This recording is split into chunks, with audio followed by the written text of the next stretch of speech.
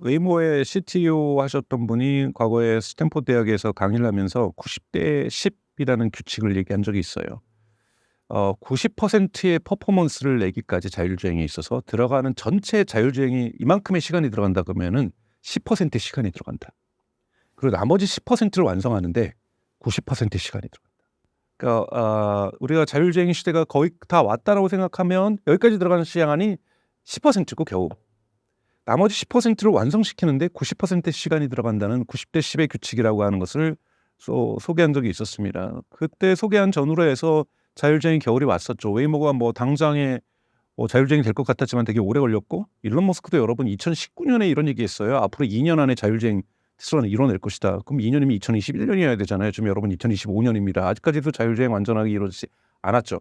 하지만 작년부터 큰 변화들이 일어났습니다. 중국 같은 경우에도 우한이라는 도시를 중심으로 해서 바이두의 우리나라의 네이버 같은 기업이죠. 여기서 아폴로보라든지 이런 실험들이 성공적으로 지금 진행이 되고 있고, 미국 같은 경우는 샌프란시스코를 위주로 해서 공식적으로 누구나 관광객들도 할 수 있어 한국 분들도 많이 타십니다. 웨이모를 이제 서비스를 이용할 수 있게 됐는데요. 이 웨이모의 호출의 유료 결제가 일주일에 10만 건이 발생을 했었죠. 그리고 이것이 점점 그 지역이 확대되면서 LA라든지 피닉스라든지 뭐 이런 식으로 확대되면서 이제는 오스틴도 확대되죠. 이러면서 지금 작년 2024년 11월 기준으로 해서는 주당 15만 건의 결제가 이루어지고 있습니다. 그래서 본격적으로 이제 봄이 오고 있다. 봄이 왔다고 다 끝난 건 아니지만 이제 다시 겨울이 끝나고 봄이 오고 있다고 얘기가 나오는 거고, 2025년 구글의 웨이모 같은 경우에는 도쿄에서도 주행 테스트에 들어가겠다라고 얘기를 하고 있어요. 주행 테스트에 들어가야 그 결과를 가지고 도쿄 시당국이라든지 일본 정부에서 허가를 내주는 거기 때문에 테스트는 사전에 반드시 필요합니다. 근데 웨이모의 접근 방식, 웨이모가 지금 현재는 저는 테슬라보다 기술적으로는 더 앞서 있다라는 것을 저는 인정할 수밖에 없다고 저는 생각이 들어요. 기술 그 자체만으로 볼 때는. 근데 기술의 접근 방식이 완전히 다르죠. 웨이모는 특수 차량, 즉 레이더, 라이다를 건 차량 한 대가 10만 달러가 넘는 특수 차량에서 정말 택시 비즈니스를 하겠다는 차원에서 접근을 하고 있는 거고요. 그래서 그 지역에 있는 지도도 새롭게 만들어야 되죠. HD 카메라로 웨모가 직접 찍어 가지고 계속해서 그 지도를 업데이트하면서 이 성능들을 유지시켜 나가는 거고, 또 엣지 케이스라고 하죠. 보통 특수한 극단적인 경우, 여러분들 예를 들면은 일방 통행이 들어갔는데 이삿짐 센터 차가 빡 있어서 이사를 하고 있다. 그럴 경우에는 자율주행이 예측하지 못했기 때문에 계속 후진해서 나와야만 하는 이런 일이 일어날 수 있는, 이런 것들의 엣지 케이스가 사실은 수십만 개, 수백만 개가 됩니다. 이런 부분이 있었을 경우에는 많은 부분 구글도 계속해서 기술적으로 해결하려고 하지만 이럴 경우 원격 조정을 들어가게 됩니다. 이 원격 조정을 잘못해서 사고를 낸 데가 대표적으로 GM의 크루즈죠. 그래서 GM은 크루즈 사업을 손을 떼는 이런 일들이 작년에 이루어졌었는데요. 웨이모 같은 경우에는 그러니까 대단히 비용이 많이 들어갑니다. 비용이 많이 들어가기 때문에 과연 이것이 높은 수익을 내기 위해서는 어느 정도의 그 시장 장악력이 있어야 될지에 대해서도 예측이 불가능할 정도로 대단히 시장성을 만들어내기 어렵다는 거죠.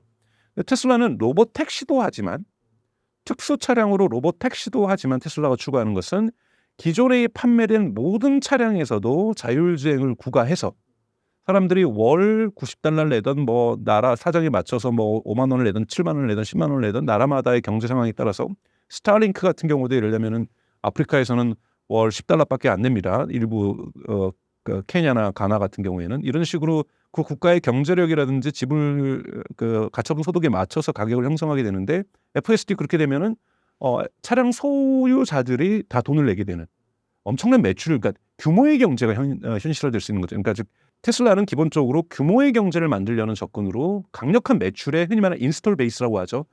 차량을 판매하면 많이 판매할수록 이 차량이 잠재적 시장이 되는 거죠.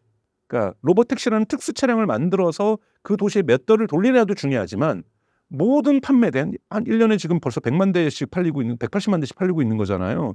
뭐 테슬라 2025년 목표는 뭐 150만 대, 뭐 130만 대를 250만 대, 230만 대를 얘기를 하는데, 이런 것들이 200만 대씩 매년 팔려 나가는 것들이 누적되면 지금 700만 대, 800만 대 정도 될 텐데, 이것이 1000만 대, 2000만 대 된다면 2000만 대가 다 자율주행이 되는 이런 어떤 접근 방식을 가지고 있다는 부분에서 분명하게 다릅니다. 테슬라는 일반 판매되는 차량에는 비전 온리, 즉 카메라만으로 지금 작동하는 거고 대단히 저비용으로 작동하게 되는 거고, 테슬라도 레이더하고 라이다를 씁니다. 언제 AI를 학습시킬 때. 그래서 특수 차량을 그 도시에 돌리면서 레이더, 라이다를 활용하지만 흔히 말하는 우리가 학습과 우리가 챗GPT나 여러분들이 많이 들어보셨겠지만 프리트레인드, 사전 학습에는 레이더와 라이다를 쓰지만 이것을 인퍼런스, 리즈닝, 추론할 때는 레이더와 라이다를 쓰지 않고 카메라만으로 하게 되는 이런 이원적인 분리 체계를 가지고 있는데요. 이런 부분에서 테슬라는 대단히 매스 마켓을 만들 수 있는, 그것도 거대한 매스 마켓을 만들 수 있는 잠재력을 가지고 있다는 부분에서 테슬라가 성공하게 될 경우에는 대단히 웨이모보다 시장 파괴력들이 더욱더 크다라고 말씀을 드릴 수 있습니다. 언제 성공할 수 있느냐? 바로 2025년이죠. 물론 연기될 수 있어요. 스페이스X도 연기되고 뭐 하는 것처럼.